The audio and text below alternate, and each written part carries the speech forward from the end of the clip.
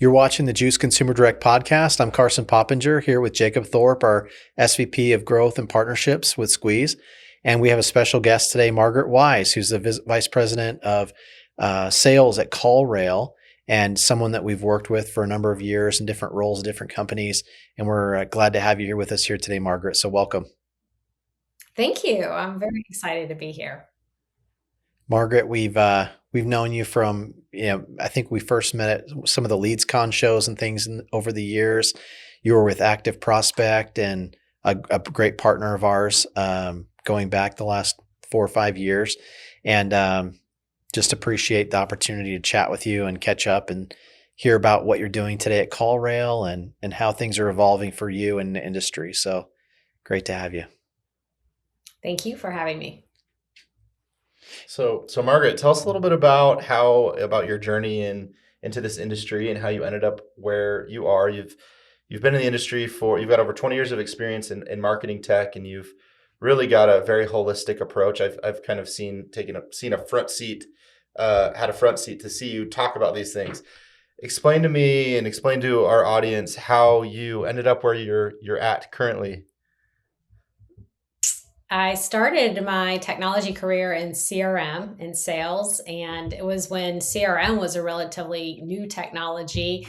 And honestly, it just seemed easy because it made sense to me because I understood it. I personally saw the need and the benefit from using it. And I thought, what better, easier thing to sell than something that you use and believe in yourself. And so that was really where I got my start in technology. And then marketing emerged out of that. So as I started moving up into leadership and sales leadership, I had responsibility for driving demand and conversion. And so that kind of pulled me into, well, I need to do marketing to make that happen. And I found myself doing things in marketing that just seemed to make sense to me. Things like creating a user journey on a website, leveraging implicit and explicit personalization. At the time, I didn't know what the official terms were for the things that I was doing. But as I got more and more into marketing technology, and as marketing technology started to really evolve into its own category, I was so interested in it, and it brought so much of the psychology into the technology, and so it's just really interesting and fun for me. And so I found myself just kind of migrating towards that. And that took me into working for a company called ClickDimensions, which was email marketing platform. And then from there which got me really into data privacy, GDPR, understanding a lot of that. From then I went to Active Prospect, where I learned about third-party lead gen, a lot more about the regulatory needs around that, and then here most recently at CallRail. So it's been a lot of fun learning about all the different ways that technology gets leveraged and taken advantage of on all sides of the industry. That's great. Yeah, such a great, vast experience in marketing technology and all the tools that we use today to outreach and get in front of and market to consumers and qualify and understand, demographic information and attribution and the full gamut. So vast experience. Great to have you, Margaret, and great to learn more about your journey and what you're doing today. So thanks for being here. Well, one of the cool things that I can see just from your career is each role that you had, it seems like prepared you for that next role. Like it was a step that made sense.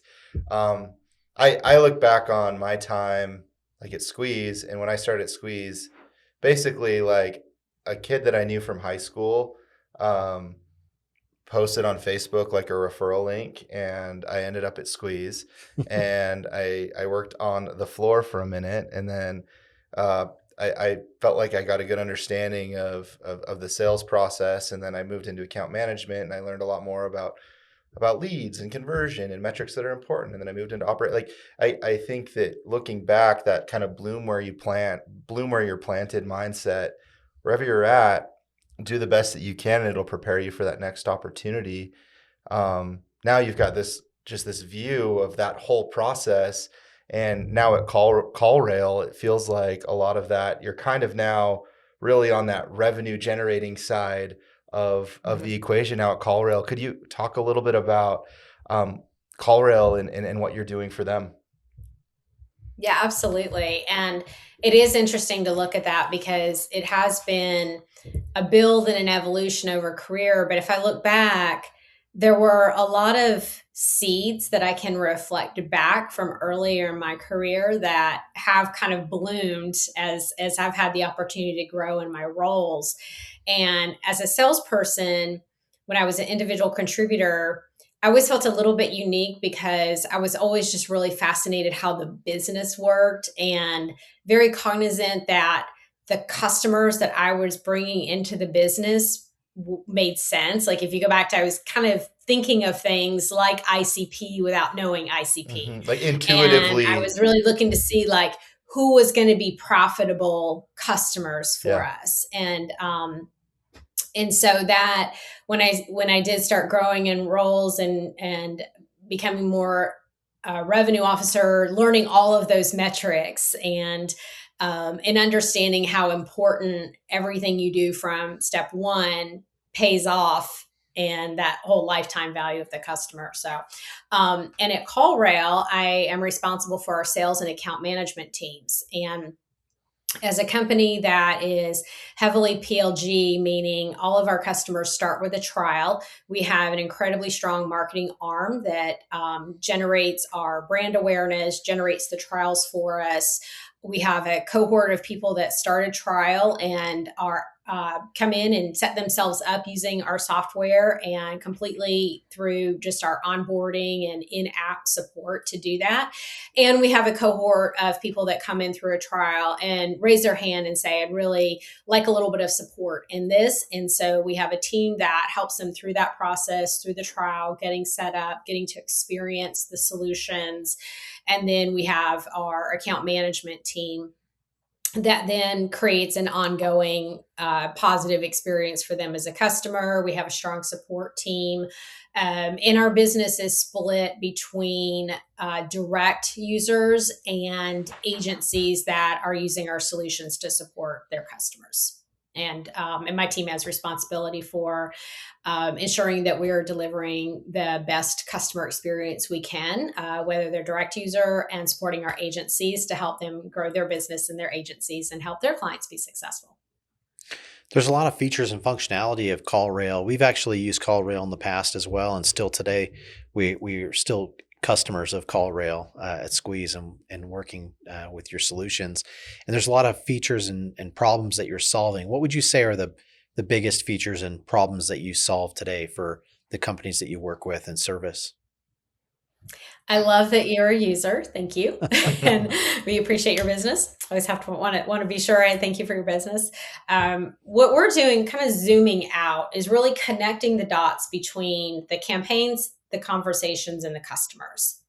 And the problems that we're solving is really around the lead intelligence and the attribution. So we have a lot of customers, varying levels of sophistication in their marketing, that are putting a lot of money in the top of the funnel and investing in a lot of areas and running ads all over. We have customers that are running billboards and signs, and then we have customers that are doing lots of digital marketing and in every combination within that. And then, so they're pouring a lot of money into that, and then they're getting leads. But what we're doing is really trying to create transparency in that black box of what's happening in the middle. What Mhm. are those conversion milestones? So where is someone seeing you that is triggering them to make a call? So being able to have the attribution to the number that they're calling and knowing, did they see a yard sign? Were they doing a Google search and found you? So where did they find you?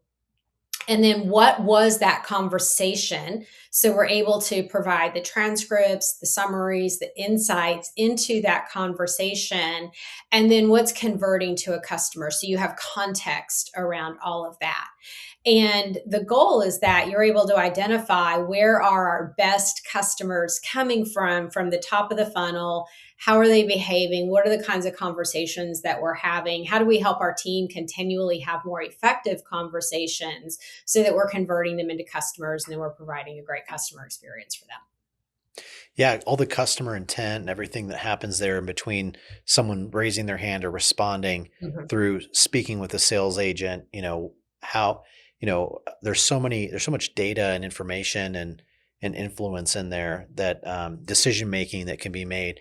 It's powerful to be able to leverage technology to be able to do that. So that's a Yeah. great And problem you're now what we solving. can do is take more of that context. We have our voice assist, which is an AI agent that provides the phone support, can answer your phones and overall overflow during business hours or after hours, and can use that contextual information to answer questions, provide support, book calls, schedule calls for you during your after hours. So you have an always on element to your business that is also using the context of your business to do that and continuing to provide that lead intelligence even after hours or in calls that your team's not able to directly answer. That's great. Yeah. And do you those calls then are like you field that call and take that call with an AI agent and they communicate with the consumer? Are they scheduling an appointment that's then followed up with automatically, or how does that? How's the tech? You can do that. You can get a text confirmation.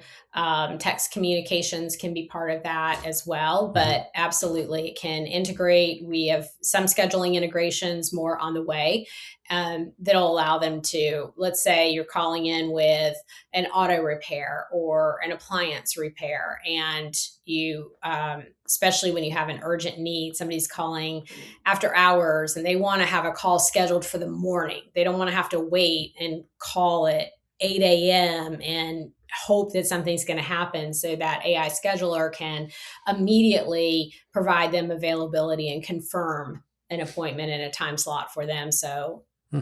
they can go to bed. The consumer can go to bed that night knowing they're going to have someone there in the morning between 9 and 10 a.m. that's going to be able to help solve their problem. And the business person comes in the morning is like, wow, my calendar's full. I thought I was going to have a quiet morning, but I actually got 3 calls booked during the night. Yeah, that's great.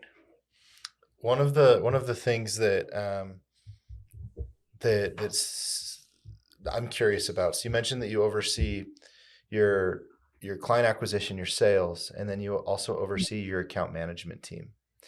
And one of the things that's exactly what I do at Squeeze is I oversee our sales and I oversee our client service team or our account management team. And I'm interested in hearing your approach to how you're managing these clients, that you've got a process with them that's working pretty well. How do you ensure that the clients, one, are happy, and two, that there's opportunities for growth with those clients too? What are the things that you teach your team about as they're looking to grow your current and retain your current book of business? Yes, great question. And it's challenging in a lot of ways because our customers are very busy. And um, in a positive way, we are a solution and a tool that works well for them. Hmm. And so, and many times they're like, well, I don't necessarily need to speak with you. Everything's working. It's fine. So one of the things I talk with our team a lot about is that we're earning their time.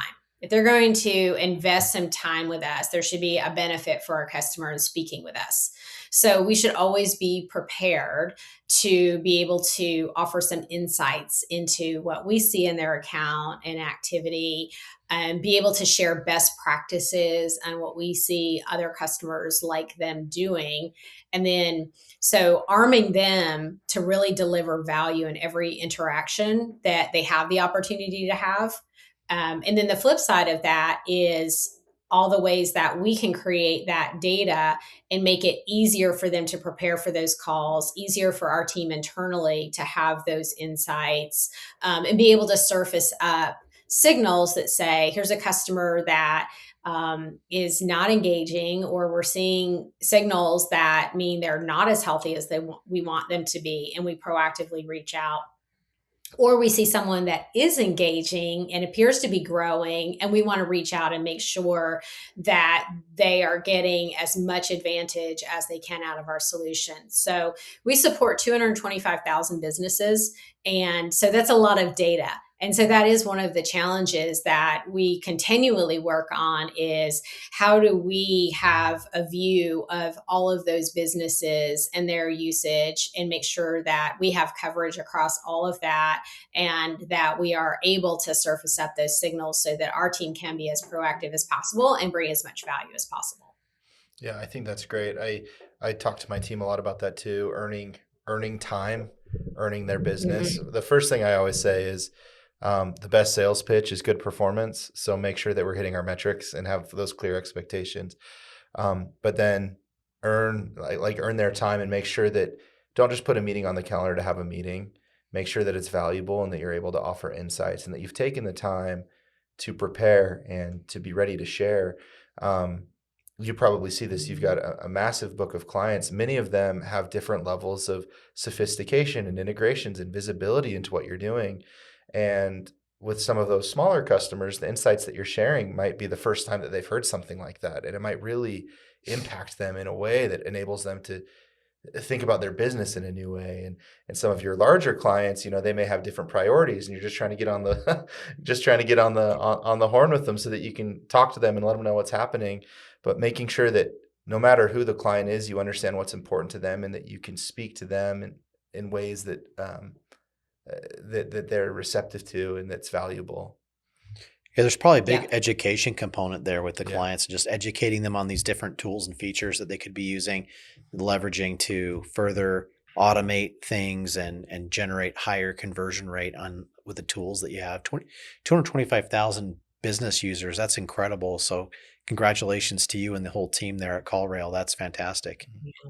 Thank you. It's a great team. I think one of the areas that was very eye opening for me when I joined, but helps explain why we have such a large customer base, is the ROI is really incredible. It's not an expensive solution. You guys use it, for the value that it delivers. It just feels to me as a marketer like such a no-brainer to have as part of your tech stack. It's not difficult to use, it's not expensive, and it delivers so much insight as to where you should be putting your marketing spend, that I think that's just to me, again, kind of, it's a no-brainer. Every marketer should have a solution in place for it. Totally. Absolutely. It's very plug and play too. The barrier to Yeah. entry is very low. Do you have an onboarding team that walks all of your clients through that, or is it like a self-service onboarding process? What does that look like? We have a process that they can do it completely on their own. There's support inside the app, guidance, onboarding inside the app. We send onboarding emails, and we have all along the way the opportunity. Anybody can raise their hand at any time, schedule time with the team, get in-person support, depending on if they're during the trial motion, if they, everyone that converts in a trial has an account manager that's assigned to them that reaches out to our customers. And then we also have a support team, which they can also access from within the app, or through our website. Yeah, onboarding is, for us, it takes a long time. a lot of effort, a lot of conversations, especially when you take into account contracting too. It could be 9 months from the time we have our first call to when we go live. But that onboarding process is the first flavor that they get of working with us, and the relationship that you can build through that onboarding process sets the stage for the type of commitment that you'll have throughout your partnership. I think onboarding is one of the most overlooked stages of the customer journey. Totally. And for companies that nail it, like you're describing, you understand the importance of it. You have the opportunity to cement a customer for lifetime when you nail that part of the customer journey. It's all about setting the expectations, right? It doesn't have to be perfect. It's but when you're setting the expectations and you're guiding them through that process and you're helping them understand where, hey, here are the potholes in the process. Here's how we're going to guide you around that. Whether it's a short process or a long process, it's such an opportunity for companies to get it right.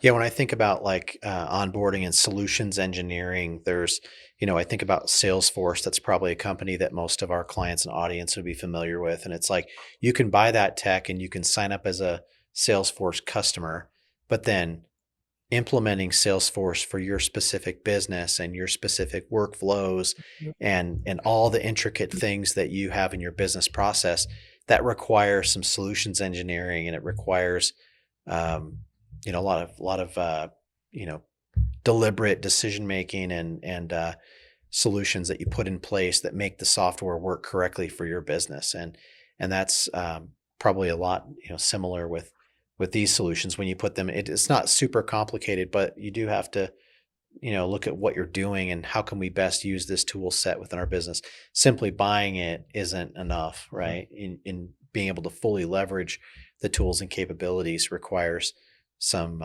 good thought and time to do that. So One of the ways we've used. Really, Go ahead, Margaret. I was just to say we're really invested a lot right now in onboarding around the voice assist solution, and one of the reasons for that is that it's being adopted quickly in the market overall, these types of solutions. But there's a big education curve because it's the first time most companies have used a solution like this, sometimes one of their first AI entry points. And so we are finding that onboarding experience is not necessarily that it's difficult with the product, but there's a lot of best practices that we're sharing in that around how you create the prompts and a lot of the setting expectations of, oh, these are things that as a whole AI is still challenged with. And it's interesting because it's evolving so quickly, like we're solving problems so quickly in this area, but then other things emerge. And so like we solved for better voices, we solved for background noise interrupting the AI agent, but then there's still other things. And it's this rising expectations. It's like you solve one thing and then expectations rise that it should be able to do more and more. And so there's so much education going on as part of that process. That's where we really see a lot of our onboarding activity right now as well. that's moving really fast. Yeah, you mentioned like the background interrupting, confusing the AI agent, things like that. Having it, be able to hear the customer that they're talking to without the background noise that would confuse it or make it repeat itself and things. And yeah, but that technology is just advancing at a rapid pace. And, I think those that are figuring it out and how to harness it are really winning. So I think it's good. Yeah, I agree. It's we've done a lot of effort. We've put a lot of effort into building AI solutions, both like gen and predictive. And yeah, each time you uncover a stone, there's something else that you haven't necessarily considered. We've got a tool right now that's providing really, really great analytics to our partners on their call transcriptions.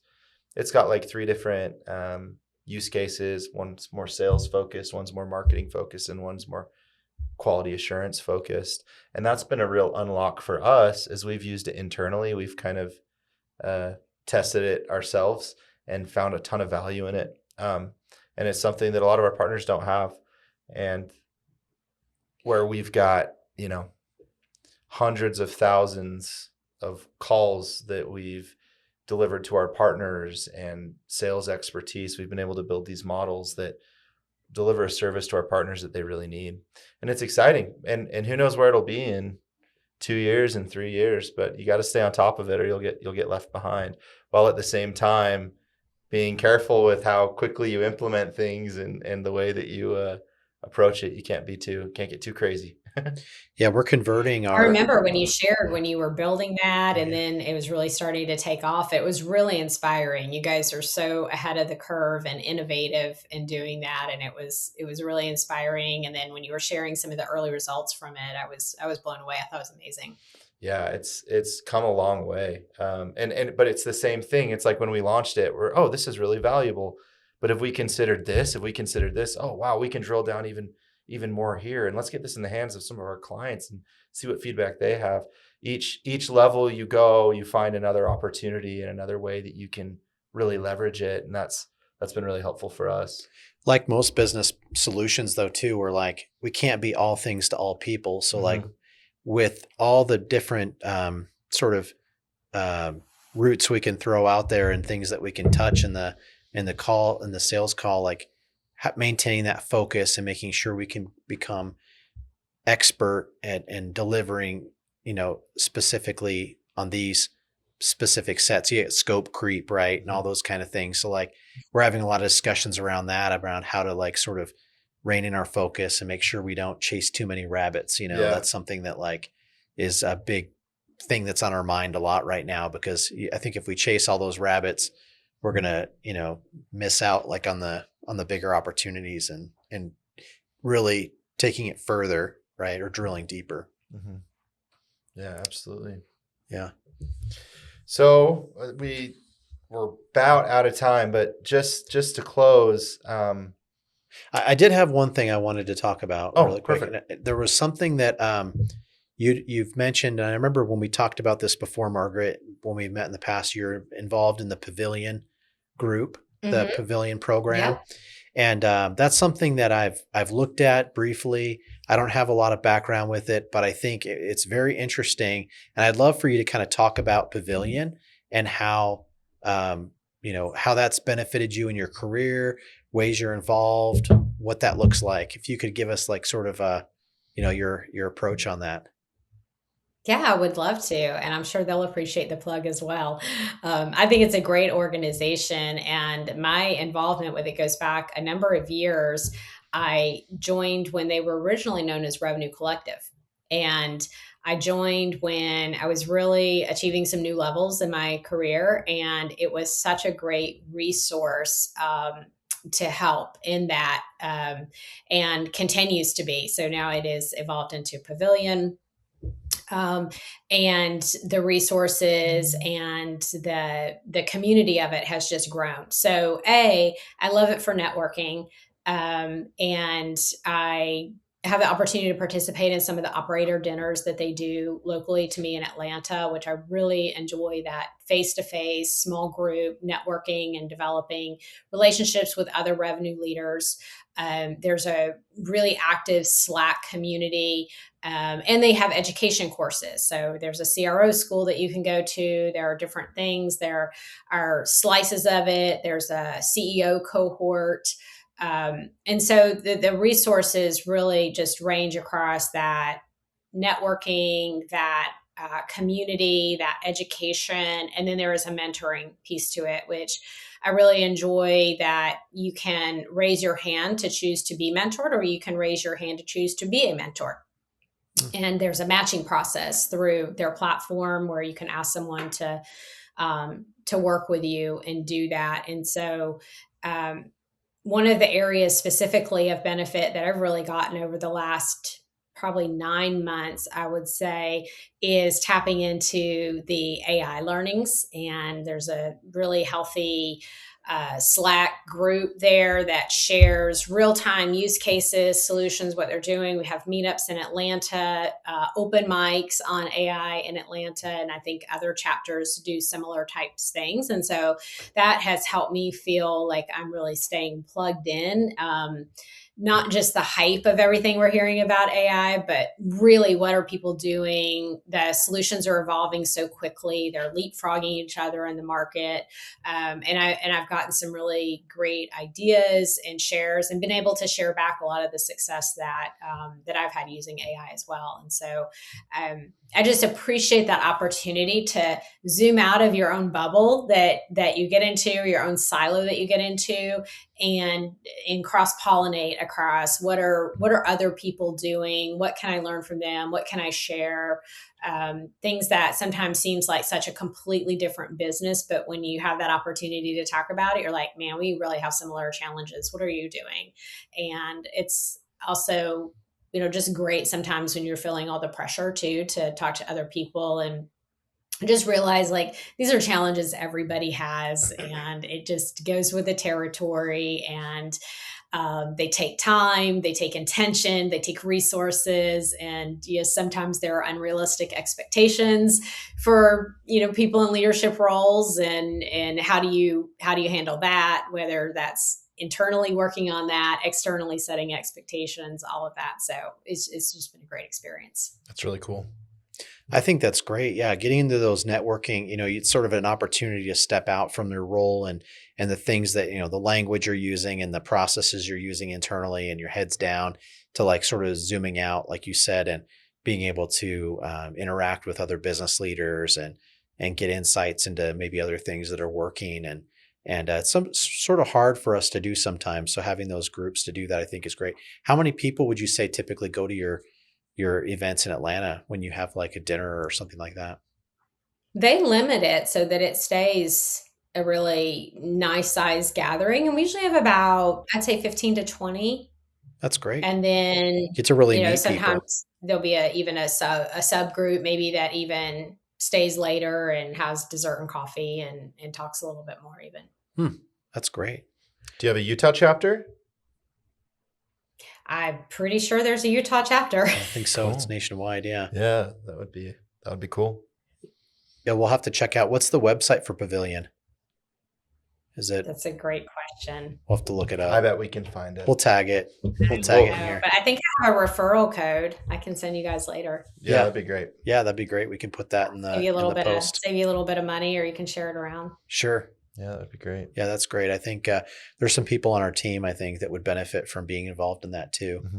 And so they do have an associates level as well, which I think is also a great opportunity for people that are probably mid-level in their career. And again, a lot of the same resources, and talking with peers that are trying to learn and trying to level up as well. excellent.